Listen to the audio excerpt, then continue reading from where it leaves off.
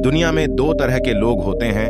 एक वे जो छोटी सी प्रॉब्लम आ जाने पर घबरा जाते हैं और दुखी हो जाते हैं। दूसरे वह लोग होते हैं जो चाहे कितनी भी बड़ी मुश्किलें उनकी जिंदगी में आ जाए लेकिन वह हमेशा खुश रहते हैं। आज हम ऐसे ही एक मोटिवेशनल स्टोरी के बारे में बात करेंगे जो आपको हर मुश्किल में रहना और मुस्कुराना सिखा देगी। तो बिना किसी देरी के कहानी शुरू करते हैं। एक फकीर एक देश की यात्रा पर निकला। जब रास्ते में रात हो गई तो वह फकीर एक व्यक्ति घर रुक गया। उस व्यक्ति का नाम आनंद था।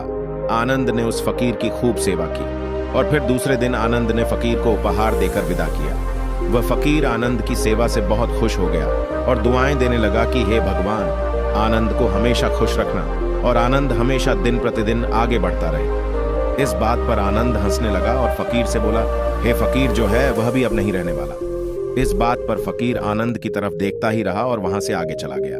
कुछ साल बाद फिर फकीर आनंद के घर आया और देखा सारा धन और सारी संपत्ति सब कुछ चला गया है। आनंद एक गांव के ही बड़े जमींदार के यहाँ नौकरी कर रहा है। वह फकीर आनंद से मिलने के लिए वहां चला गया। आनंद ने उस अभाव में ही उस फकीर का स्वागत किया और झोपड़ी में ही फटी चटाई पर ही बैठाया। उसके पास खाने के लिए जो रुखी सुख रोटी थी वह खाने के लिए फकीर को दे दिया। जब फकीर वहां से जाने लगा तो उसके आंख में आंसू था और फकीर कहने लगा, हे भगवान, तुमने यह क्या किया? आनंद हंसा और कहने लगा, अरे फकीर, तू क्यों दुखी हो रहा है?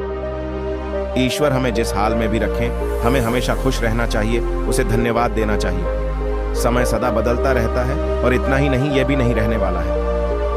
इस पर फकीर सोचने लगा कि मैं तो केवल वेश से ही फकीर हूं, लेकिन सच्चा फकीर तो तुम हो आनंद। कुछ साल बाद फकीर फिर से यात्रा पर निकला और आनंद से मिला और देखा तो देखता ही रह गया, क्योंकि सब कुछ बदल चुका था। आनंद अब जमींदारों का जमींदार बन चुका था। उसे मालूम हुआ आनंद जिस जमींदार के यहाँ नौकरी कर रहा था उसकी कोई संतान नहीं थी और अपनी सारी संपत्ति और जायदाद आनंद को दे दी। फकीर बहुत खुश हो गया और आनंद से कहा, अच्छा हुआ, वह जमाना गुजर गया।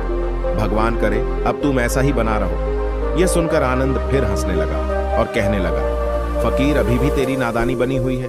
फकीर ने फिर आनंद से पूछा, क्या यह भी नहीं रहने वाला? तो आनंद ने उत्तर दिया, हाँ, या तो यह चला जाएगा या फिर इसको अपना मानने वाला ही चला जाएगा। यहां पर कुछ भी रहने वाला है ही नहीं।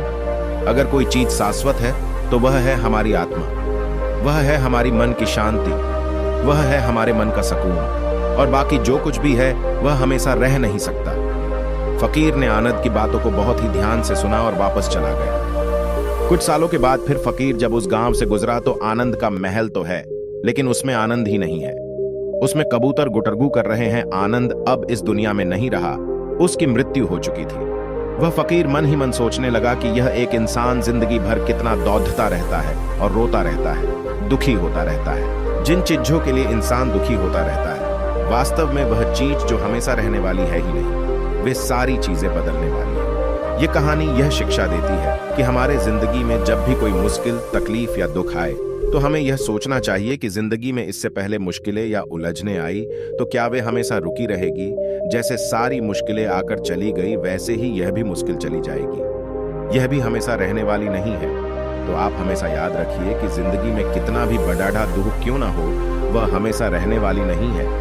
ये दुहक भी चले जाएंगे। मुझे उम्मीद है कि आप सभी को आज का यह कहानी बहुत पसंद आया होगा।